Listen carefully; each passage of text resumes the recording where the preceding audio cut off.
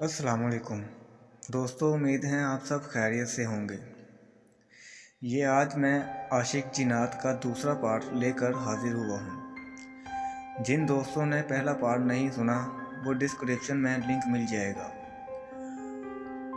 आप सबसे दरख्वास्त हैं, जो दोस्त नए हैं मेरे चैनल को सब्सक्राइब कर दें ताकि हर आने वाली वीडियो का नोटिफिकेशन आप तक पहुँच सके। शुक्रिया। जिन दोस्तों के साथ ऐसा वाक़या गुज़रा हो वो हमें स्टोरी लिख कर भेज सकते हैं या अपनी ऑडियो रिकॉर्ड करके भेज सकते हैं। आपकी इमानत अपने सुनने वालों तक पहुंचा दूंगा। बहुत शुक्रिया। तो चलते हैं स्टोरी की जानिब। अभी आमिल साहब ने अमल पढ़ना शुरू ही किया था तो नबीला का पूरा चेहरा बदलना शुरू हो गया। आंखें लाल और चेहरा ऐसा था जैसे चेहरे पे जुलरियाँ पड़ गई हो, यानी कि एक नौजवान लड़की से एक भयानक दरिंदा की शक्ल अख्तियार कर गई थी और एक भयानक खौफनाक आवाज़ से कहने लगी, मुझे इस लड़की से आज़ाद करने की कोशिश की तो मैं इसकी जान ले लूँगा। और ये कहते ही नबीला बेहोश हो गई। आमिल बाबा ने नबीला के वालिद को आगाह किया कि ये जिन बहुत ही बेरहम और ज़िद्दी हैं, लिहाजा अब आखिरी अमल के वक़्त जब आप नबीला को आस्थाने की तरफ लेकर आएंगे तो ये जिन आस्थाने की तरफ आने से रोकने की बहुत कोशिश करेगा। लिहाजा आपने इस जिन की ज़िद को पूरा होने नहीं देना और हर मुमकिन कोशिश करके इस अमल के लिए हर हाल में आसानी लाना है ताकि वो इस जिन से निजात पा सके। घर वाले जब आसानी से घर की तरफ वापसी लौट रहे थे, नबीला की हालत ख़राब होने लग पड़ी। आंखें बिल्कुल अंदर की तरफ धंस गई थी। एक खूबसूरत लड़की एक कमज़ोर और ज़ईफ़ खतून में तब्दील हो चुकी थी। आमिर साहब का पानी दम किया हुआ जब इसके ऊपर फेंका जाता तो वह 2 फुट उछलती थी। नबीला थोड़ी देर बाद कुछ बेहतर हुई। अगली सुबह जैसे नादिया को ले जाना था आमिर के पास तो हम सब हैरान थे। नबीला सुबह सुबह उठी, हम सब का नाश्ता बनाने लग पड़ी और हमसे हंस हंस कर बातें कर रही थी।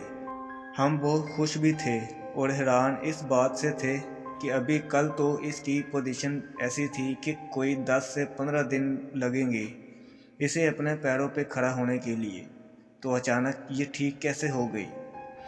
हमने आमिर को कॉल की और कहा कि नबीला तो हमारे साथ बैठकर नाश्ता कर रही हैं और वो तो ऐसे हैं जैसे कुछ हुआ ही ना हो। आमिर साहब ने जवाबन कहा, ये नहीं है जो आपसे हंस रही हैं, बात कर रही हैं, ये एक जिन है और ये वही जिन है जिसके कब्ज़े में ये का जिस्म है। ये हीले कर रहा है।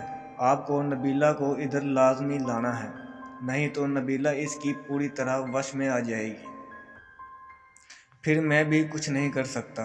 जैसे ही ये सुना तो हम कराची से ठट्ठा की तरफ के सफ़र का आगाज़ करने के लिए निकल पड़े। हम बहुत पुरसुकून से सफ़र कर रहे थे। नबीला भी अपनी खुशी में मगन थी, लेकिन जैसे ही हम ठट्ठा के करीब पहुँचे तो नबीला का फिर से वजूद नीला पड़ गया और खौफनाक चीखों से पूरा रास्ता खौफ से लर्ज उठा और जो जिन था वो नबीला को तकलीफ़ देने लग गया।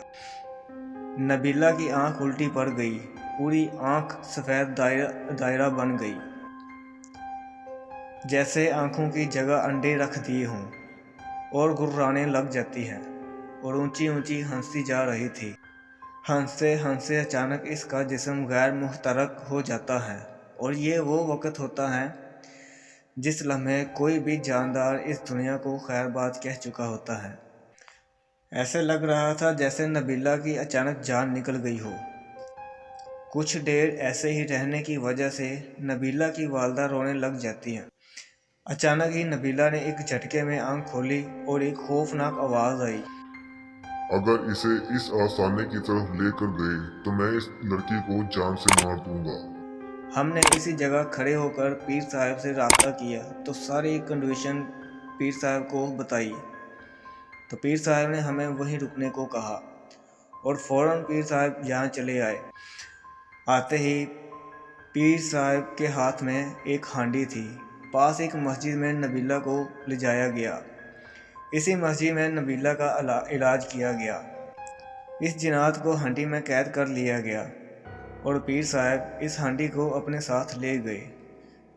नहीं जानता कि इस हांडी का पीर साहब ने क्या किया होगा, लेकिन नबीला अल्लाह के फजल से अब ठीक हो गई हैं। तो बहुत शुक्रिया दोस्तों लाइक और सब्सक्राइब करना मत भूलिएगा। दोबारा हाजिर होंगे एक नई स्टोरी के साथ। अल्लाह हाफिज़।